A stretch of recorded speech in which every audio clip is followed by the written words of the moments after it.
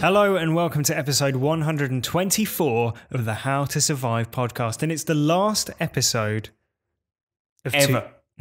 of 2017. And to celebrate that, we thought we'd cover a film that we hadn't covered from the last 12 months. And it's one that was a box office sensation, grossing $821 million, proving once and for all that no one will go see a Hollywood film starring a woman. And that is Wonder Woman. Wonder Woman. Yeah. Wonder Woman. Why do you keep saying it? I don't know. It just sounded weird the way I said it first time. No, I thought that. It's because it sounds like Wonder Woman. Yeah, sorry. Yeah. Wonder Woman. No, not the. I said it earlier and I thought the same thing. It's Wonder Woman. Wonder Woman. Wonder Woman. Welcome to the people try and say a very simple, a basic English phrase. Yeah. The film is Wonder Woman. It's directed by Patty Jenkins. It stars Gal Gadot and Chris Pine. Gadot? For sure? Yes. Okay. So we'll be talking all about Wonder Woman, what we liked, what we didn't like, and of course we'll then go on to talking about how we would survive if we ended up in the Great War, the greatest of all wars, and the perfect setting for a superhero film. I'm sure we all agree. Yeah. Because war is hell, but the one thing that improves it is having a pithy action hero, butt-kicking woman. Yeah. War is hell, and so is the DC Comics cinematic universe. No Man's Land. Luckily, she's a woman. Yeah. There you go. Look forward to more top insight like that the other side of this plot recap, which is chock full of spoilers. Diana, fighting does not make you a hero. What if I promise to be careful? Just a shield then. Diana.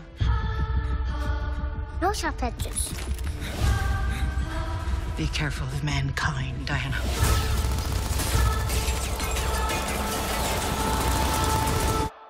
They do not deserve you. You've told me this story.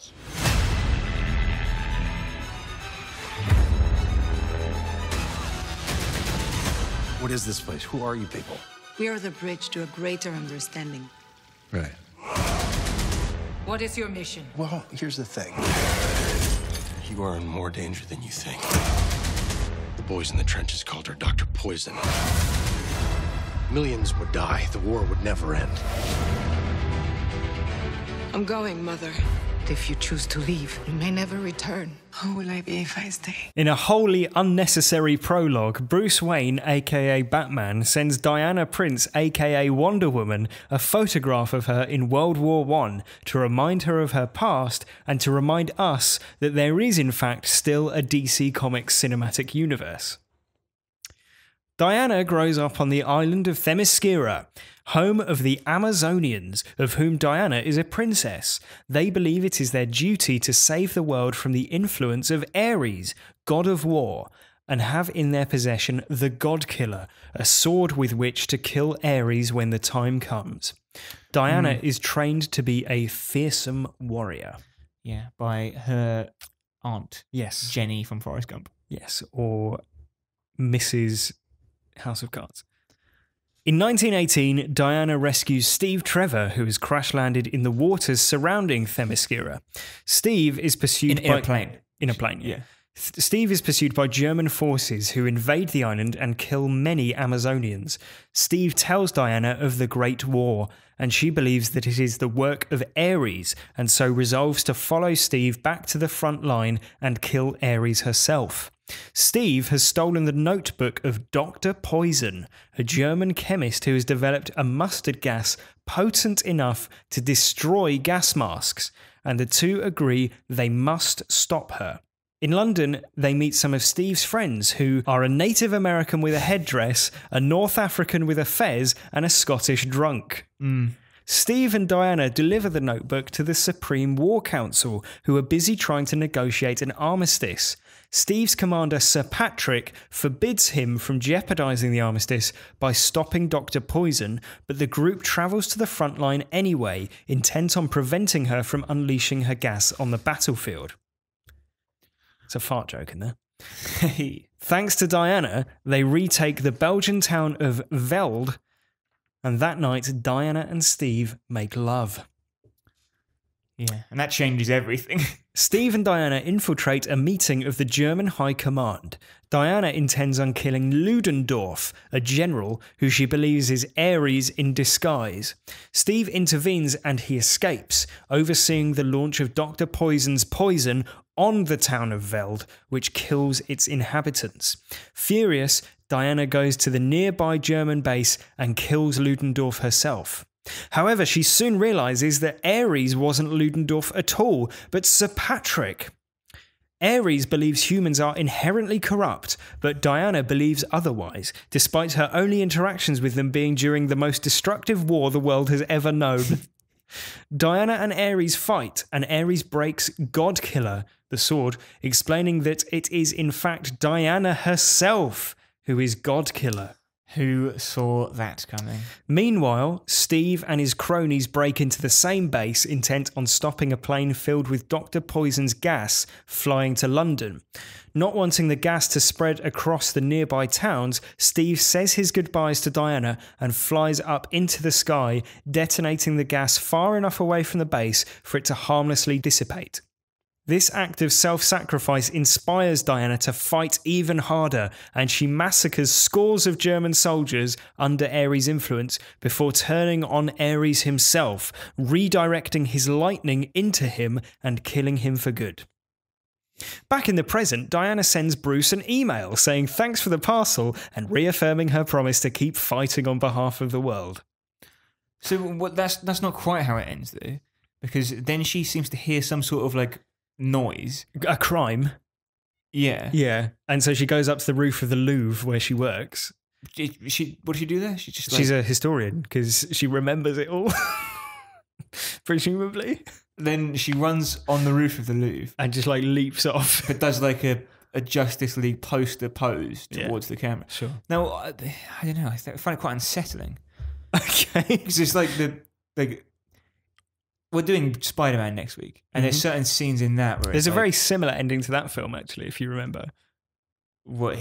He swings about and like leaps into the camera. Yeah, there is. Yeah, but my point's more like having someone who seems to stop things exploding in New York City is like unsettling from a like that makes me think of things I shouldn't be thinking about watching this film. Right. And the Wonder Woman had the same thing. And it's like there's some sort of incident happening in Paris. Oh, I see. Right. And it's like it sounds like a bit too close to the exactly. Right. Yeah, just yeah, I didn't like it. So, what did you think of Wonder Woman? I didn't like it. It's okay. 7 out of 10. Yeah. Yeah. I tried to write my thoughts down for whether or not I thought it was any good, and I just wrote meh. Yeah. Like it's very okay. Right. Well, I'll try and be a bit more eloquent. I haven't seen any of the other DC universe films. I've seen Suicide Squad. That was pretty awful. Yeah. But I gather that this is streets ahead of the rest of them. Right. So the things I liked, right? Mm-hmm. It had an interesting premise, which is like there's a woman who is the guardian of Earth who doesn't know it and is transplanted into the world of men. Mm-hmm. Similar to what we've seen in the movie Elf. Yeah. Or Thor. For the Marvel. Basically, this is Thor, isn't it? Right, yeah. It's like the mythical same, god. Yeah. Actually a god who has to act as a human or Mm-hmm. live in the world of humans and doesn't quite understand what's going on. I don't think they did enough of the fish out of water stuff. They did a bit of it and it was quite cute. That's back when the film's fun. Yeah. Before you're focusing on the very real humanitarian crisis of World War I. Right, we'll come to that, I think. Okay. So we've watched superhero movies before. We haven't covered it on the podcast before. This is really the first one. Yeah. But I'm not necessarily a superhero movie fan. There are some I like. Like I really like Logan.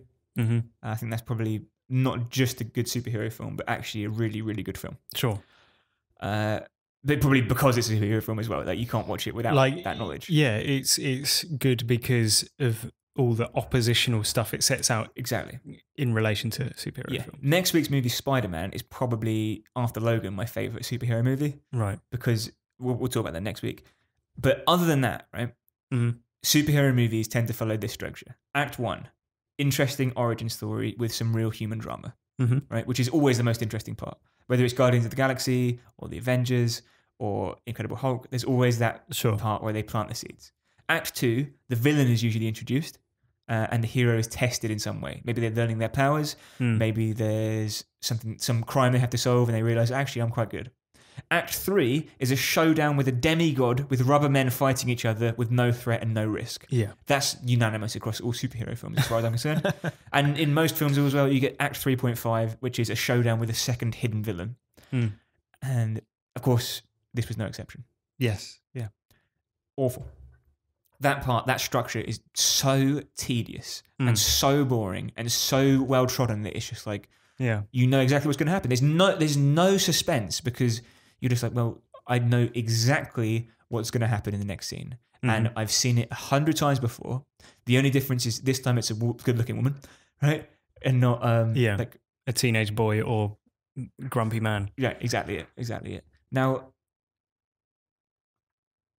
seeing Diana perform death-defying maneuvers and smashing buildings with her fists is interesting for about 1 second, and then it's just boring. It's not compelling at all. The drama in a superhero movie, this is something that This is something that Spider-Man gets right, and this is something that Superman used to get right back when that was originally written. Is that it's never about whether Superman's going to die because he's invincible and you know he won't die. It's whether Lois Lane will die. Right? Yeah, there has to be a threat.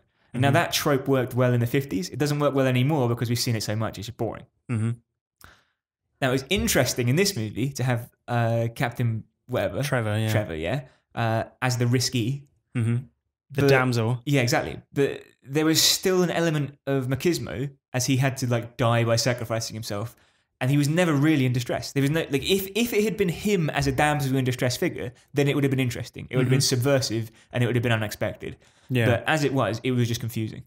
But then I thought maybe actually it is a bit interesting because it means she gets to have a love story, which is, you know, tragic. Yeah. Exactly. And it gives her like, it means she doesn't have to have a man in her life. Sure. But then she doesn't need a man in her life because she's an Amazonian goddess. Exactly, right. And it's like, she doesn't, like, that is like, I feel like if I'd written the film, you know, I'd have done a better job, obviously. But you'd have her focusing solely on her mission because that is clearly what she went there for and that's what she wants to do. And it seems like an unnecessary distraction. And then I thought, actually, if it was a man in that role, of course he'd have a love story, which would be completely vapid. Yeah. I think in this situation, it's slightly different because he's like literally the first man she's ever met. And so it's like she's approaching everything with that sort of naivety, which in the first half of the film is like charming and they have those fish out of water laugh moments that you're talking about, you know, and her trying on different outfits and saying, oh, you can't fight in this and all that sort of thing. Right, exactly. That's amusing.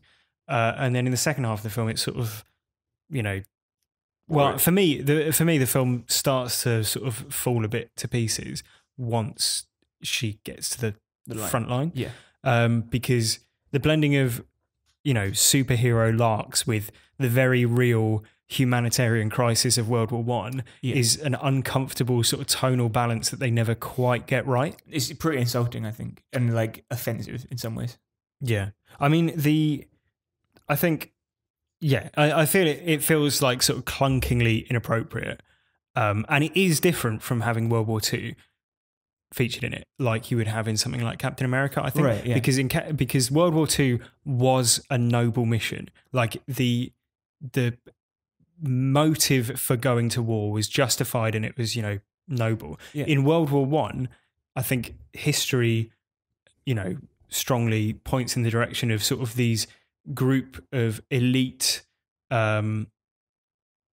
aristocrats who sort of gambled with the lives of millions of working class people because they were too proud to sort of give up or to admit that they'd got something wrong, essentially. Right, exactly, yeah. And that sort of uncomfortable blend between like superhero stuff and that, it never quite strikes the right balance. And also it tries to like have it sort of three different ways where you have, like pro-Allied forces World War I sentiment, you have anti-establishment sentiment where she's saying like a real general is out on the battlefield with their men, and then you have like the overall anti-war sentiment where like you've got wounded people and displaced people and refugees and all that sort of thing, and that's like the horrors of war. But then like this is all supposedly the work of Ares, who is like the god of war, and at the end the Germans sort of wake up from his influence and they're sort of embracing each other and sort of putting down their arms and everything. But minutes earlier, Wonder Woman is like pasting dozens of German soldiers with her fists, like just like smashing them to pieces, killing dozens of them. And like earlier on, she's like cutting people up with swords. There's a bit where she like leaps into a bell tower and like destroys the whole bell tower. To kill a sniper, That's like a great, superhero action scene, right? But when you've got it in the context of these poor people being like coerced into fighting a spurious war, it's like it just completely clangs, I think. And like, they seem to suggest that like there are bad leaders on both sides. So like Ludendorff is bad, Sir Patrick is bad. All the people involved in starting this war are bad, but it never really like squares Wonder Woman's like reckless slaughter of hundreds of German soldiers. No, that's a bit sus, isn't it? It doesn't really work. I think that's why it's offensive.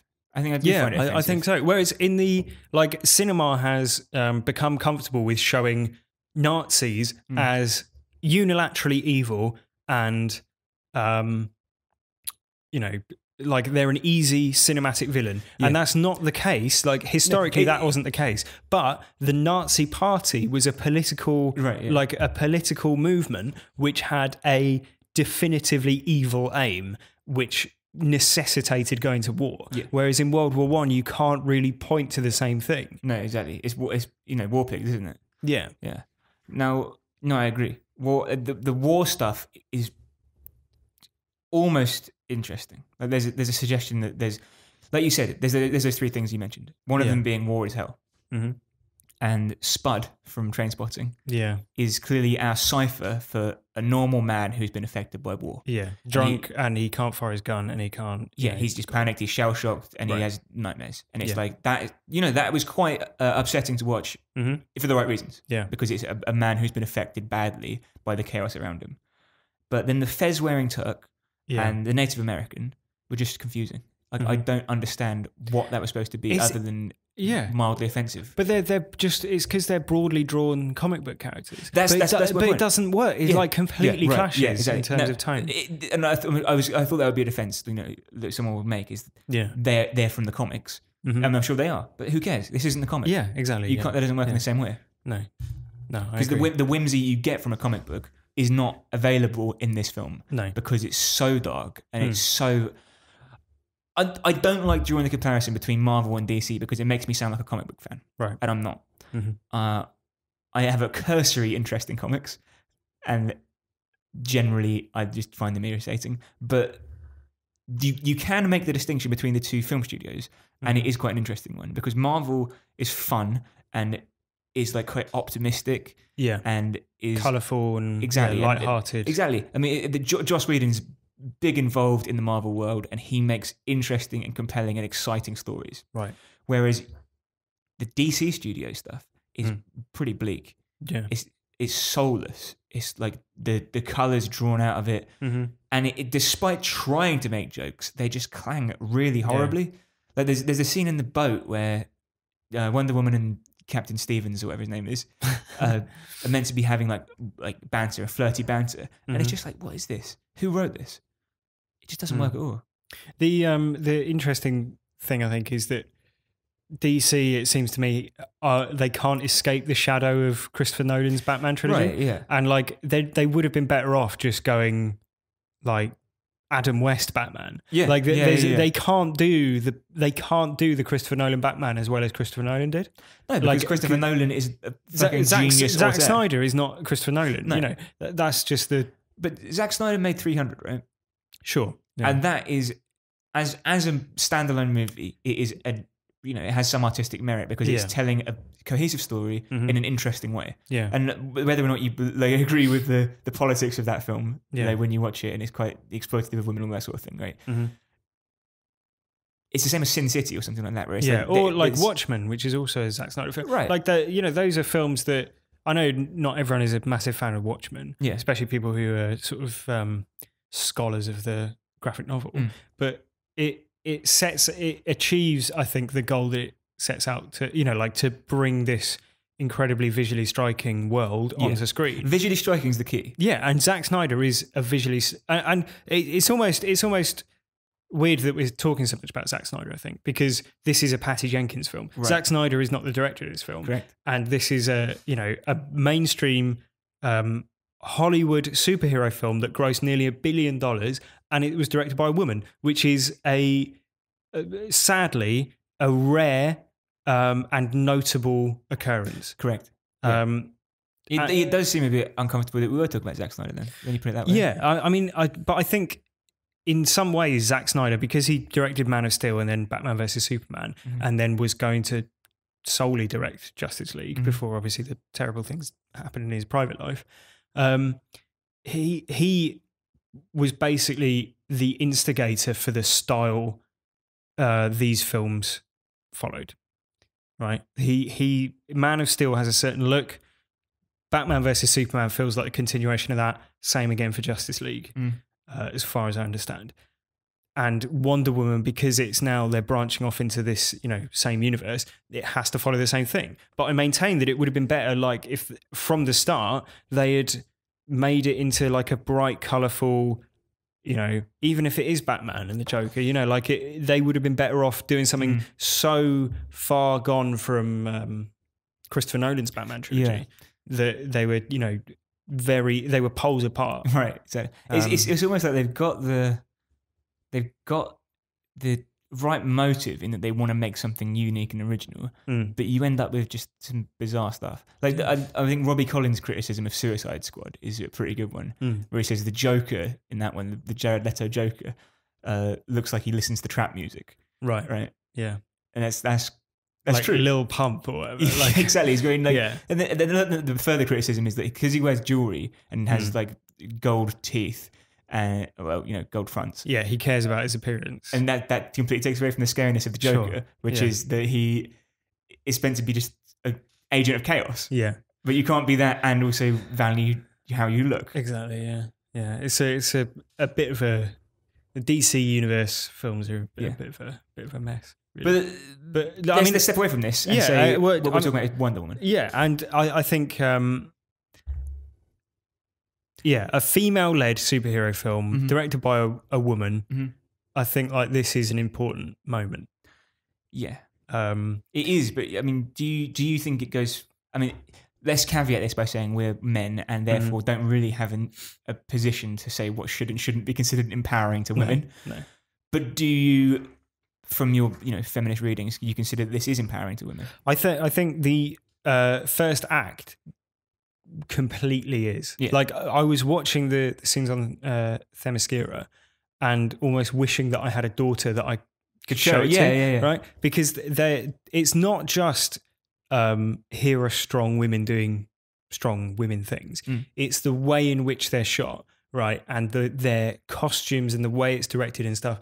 Like, I think it just wouldn't have the same point of view if it was directed by a man, right? Because I just don't trust a man to not in some way sexualize it. Right. So there's a thing, the male gaze. Right. Yeah. Which and equally the female gaze. Right. And you can read like Laura Mulvey and all the sort of feminist film theorists right, yeah. about it. And but I think at no point in any of that first act or any of them sexualized. No, exactly. And like they're not sexualizing their outfits, they're not sexualizing how they behave, what they say, what they do. No, exactly. And even like when they're in the boat and they're having that flirty banter, Yeah. she's talking about like, no, I've read about sexual reproduction. Yeah. And she doesn't seem very interested in it. Yeah, and like, well, she says a man's necessary for reproduction, but not for pleasure. Yeah. But it's very much I think it's as close as we're going to get to a feminist mainstream superhero film.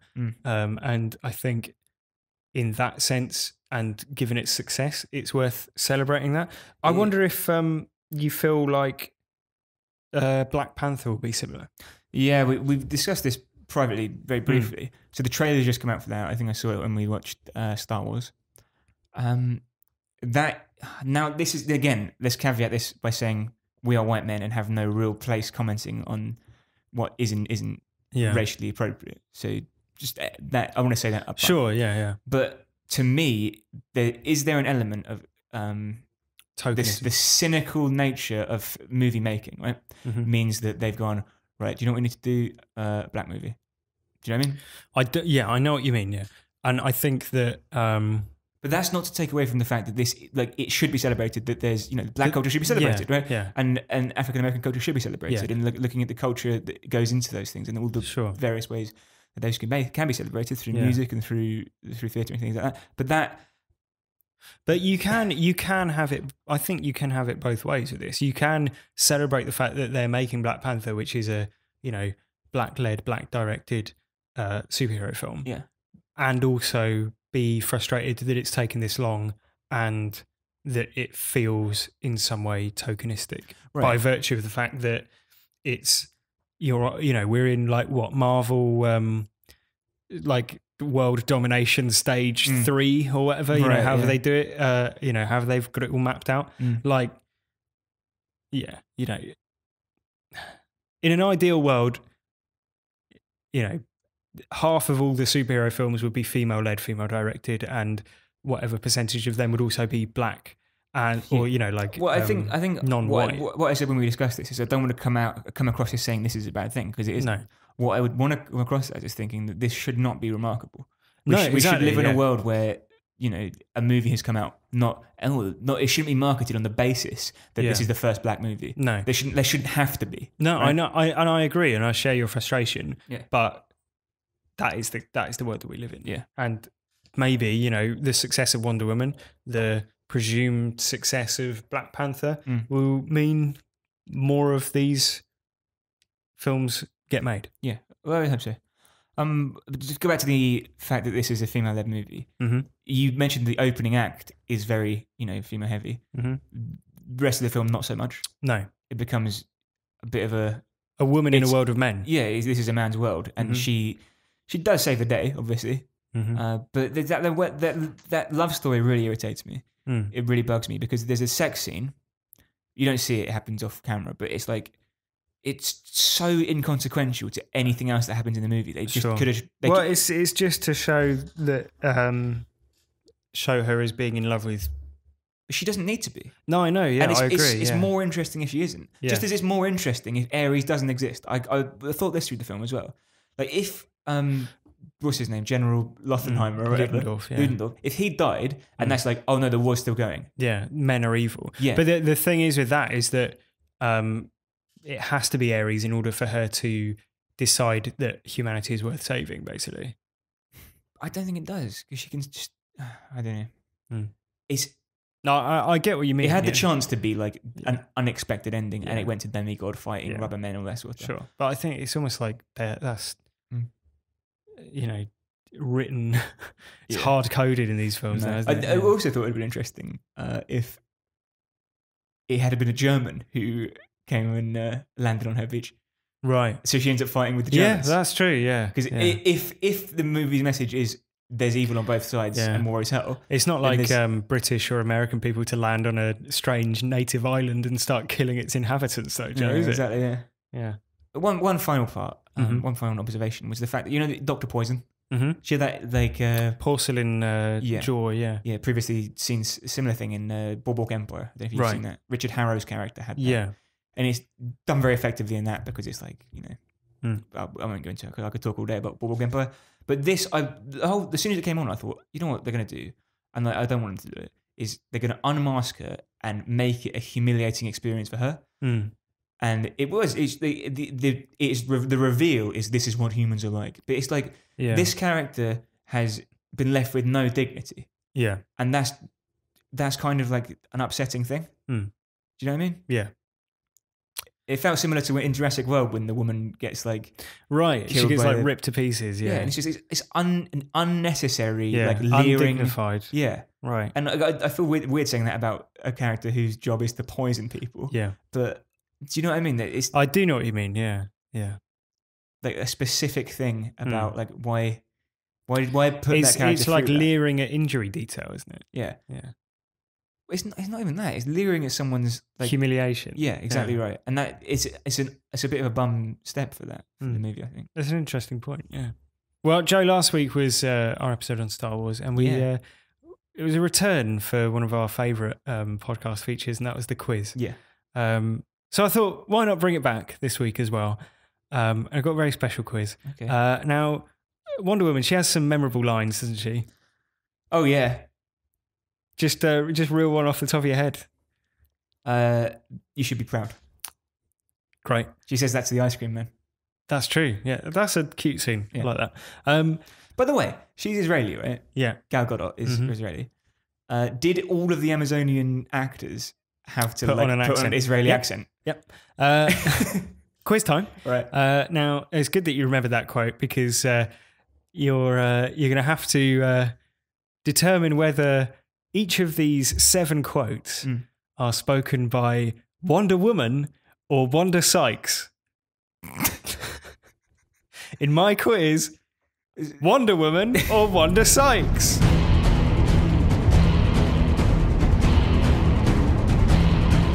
This is Wanda Sykes from Curb Your Enthusiasm. Yes, and Evan Almighty, which I think previous episode of this podcast I said was the worst thing that I've ever seen.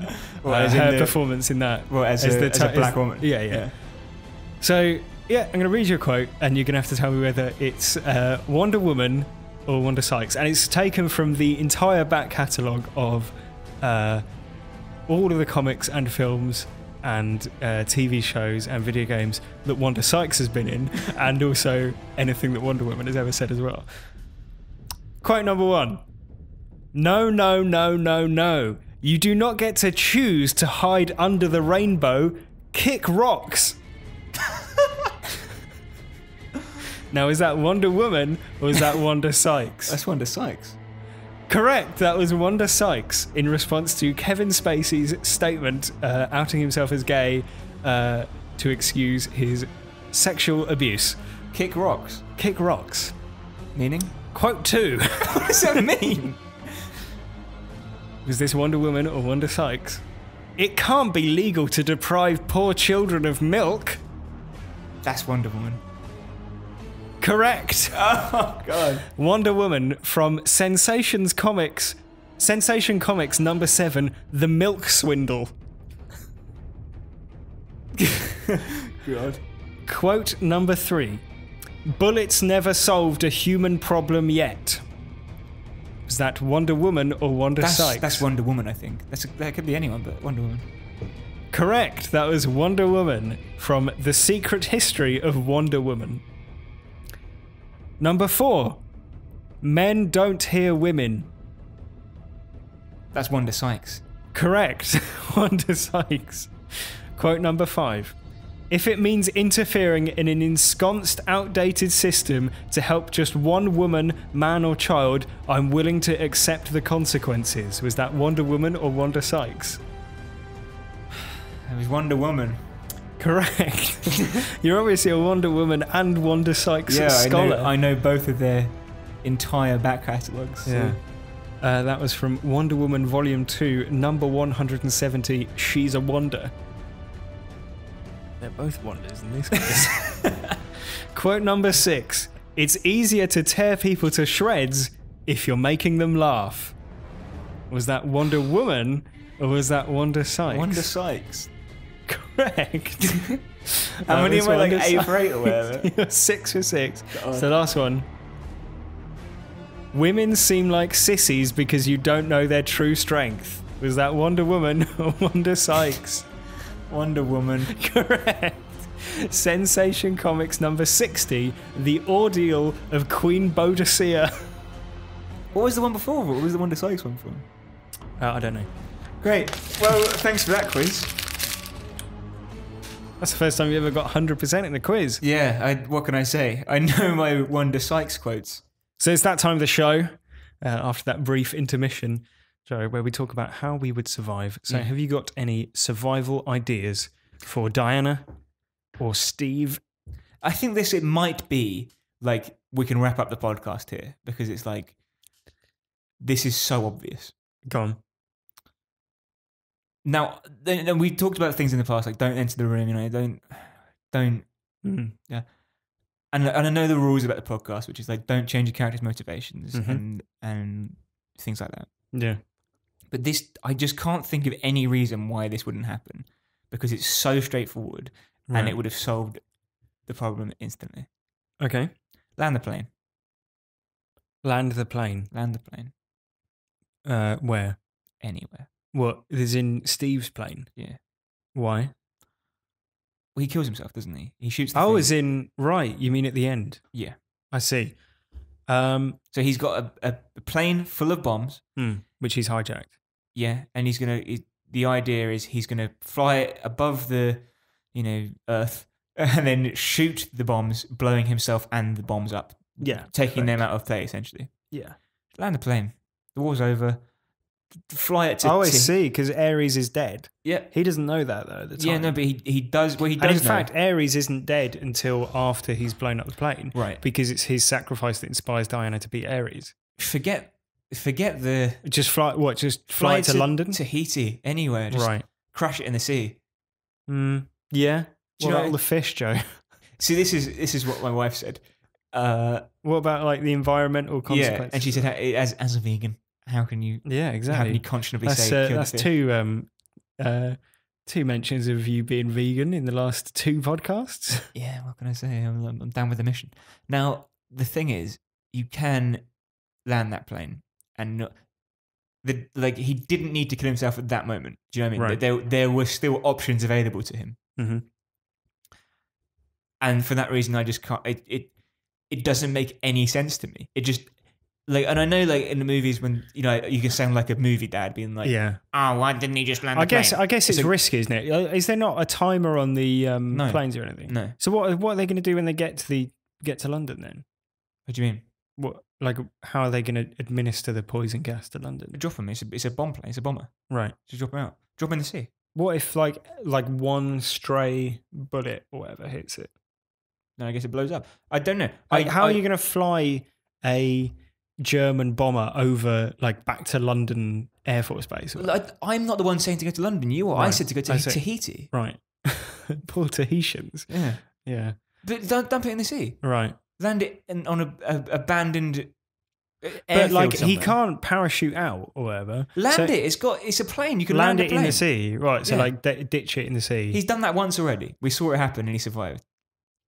Yeah. Barely. But Diana saved him. But you say my point, man. He did not need to die in that moment. There were still options available to him and he could have survived very easily, I think. I suppose you are right. Yeah. It's a compelling argument. I think it makes sense. It's like movie logic at the time because it feels like the film is building to a climax, and so everything feels heightened and there's a risk and everything. But you are right in that I don't think there's any inherent risk. But that also, I find thematically is quite confusing as well because he wasn't a damsel in distress, right? And he could have been. Yeah. And it could have been that she failed to get to him in time and he died. And that would have made it more tragic than him making the decision. Making the hero's choice. Yeah. Unnecessarily as well. It's just bizarre. Yeah. It's almost to the point where I can't understand how anyone could watch that and not think it was completely unnecessary. Right. Okay. I didn't actually pick up on that myself, but it's an interesting point. I mean, mine's perhaps a little bit simpler in that I don't really get why Steve's there anyway. Just give Wonder Woman a map and a compass and send her off. Like she does like 99% of the heavy lifting. Yeah. Steve shoots a few people, I think, in Veld, and that's it. Like just send her. She seems to have it covered. Yeah. Even Spud says, Diana can take care of herself. Yeah, We're here for exactly. you. Yeah. Like just don't. Yeah. What like. She's a goddess. She's literally a goddess. Yeah, apart from him blowing up the plane at the end. But she's able to breathe the gas anyway, we see. Like she's able to go into the village after it's been gassed. She's a god. She is. It's like me saying, you know what? God's here to fight a war. Yeah. Do you know what he needs? My help. Yeah. How conceited. Yeah. I mean, they are so like immaterial that at one point she literally uses them as like a step ladder. Yeah. Like to jump up to the bell tower. She could have made that jump on her own, man. Yeah, Come on. maybe. It was like 4 Well, it's foot just to difference. evoke the shield jump. I know. towards the start. It's so they feel useful, isn't it? Yeah. She Give them something to do. She could have done that as a standing jump. Yeah. She could have just punched the wall and Just run into the foundations of the church. yeah, exactly. Stamped her foot. Oh man. How about you? You got any further ideas? Yeah, this one's for Ares, Mm-hmm. who dies, doesn't he? Yeah, he does. Yeah, needs Now- some help in yeah. surviving. What's the one thing that can kill him? The God Killer. Yep. Yeah. Don't fight it. Don't fight it. Or just like leave that alone. Well, I mean, my second idea is almost identical to that in that don't tell Diana that she's the God Killer. Yeah. Like her sword gets destroyed, Yeah. and she goes, you destroyed the God Killer," Yeah. and he goes, "No, you're the God Killer," and you're like, why? Why did you say that? Yeah. Yeah. It's not even like he goes, "You're the God Killer." Oh Yeah. shit! I shouldn't have told you that. Yeah. I shouldn't have told the God Killer that she's the God Killer. Yeah, exactly. When I'm a god that needs to be killed, like that's a poor bit of decision making, really, isn't Yeah. it, on his part? Yeah, that's pretty bad. Yeah. Yeah, I mean, if anything, he should be hiding from her. Yeah. Yeah. You know, like Like he should- Zeus yeah. hid her on an island from him, Right. but she can kill him. Yeah. It's like hiding a cat from a mouse, isn't it? Right. Yeah. Yeah. I mean, it's a poor decision from old Ares there, for Yeah. sure.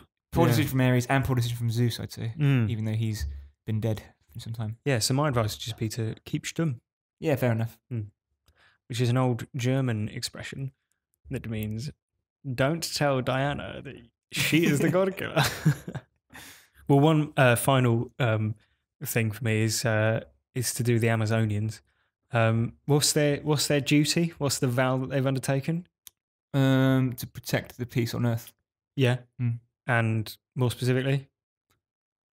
Kill Ares. Yeah. Now, if they had no idea that literally the biggest war mankind has ever known was taking place because they live in their sort of little bubble vacuum island, Yeah.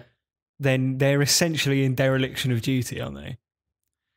Yes, but the queen of the Amazons, I don't know her name, Therapati or whatever. You're right. Yeah. She says, "Well, man are fucked up anyway. Fuck them. Right. Leave them be." Well, there you go. Women all the way. Yeah. A very apt note on which to end. Yeah, it's good to end 2017 Yeah. on a high note for women. I think. Good year for film? Not so Uh, much for the film industry, you have to say. No, but in a way, it's good to have things exposed. That is true, yeah. If anything, it is a good year because of that. Yes. The suppose so. previous 65 years have not been good. No, that is very true. Good film. What films we had this year? Alien Covenant was okay. Mm, Low end Was was it? okay. Get Out, obviously. Yeah, very good. It Comes at Night. That was very good. I enjoyed those. Quite like Life. Um, Less said about that, the better, maybe. On your I end. don't know if that's- La La Land was earlier in the year. That was Yeah, I quite like that's that. true, yeah. Yeah. Classic horror. Yeah. Didn't do it on the podcast for some reason. No, I can't imagine why. Yeah. Yeah, a good all-round year. And Logan came out this year. It did, yeah. Logan. Logan. And all of our podcasts from the year and from our entire back catalogue, all 124 plus bonus previous episodes, Yeah. are available on iTunes. which is, I'm sure, where you're listening to this. This Free podcast. content that you're getting. The least you could do is subscribe. Yeah, or leave a 5-star review for us, because that helps us find a wider audience, and that's very useful. You can also get in touch, howtosurviveshow@gmail.com, Twitter @howtosurvivepod, facebook.com/howtosurvivepod, and don't forget, our YouTube channel is youtube.com/howtosurvivepod, and in case you missed it, there's a little Die Hard related video up there for you now.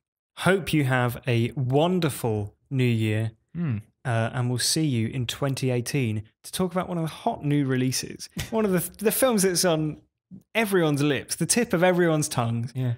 That's Sam Raimi's 2002 Tobey Maguire starring Spider-Man.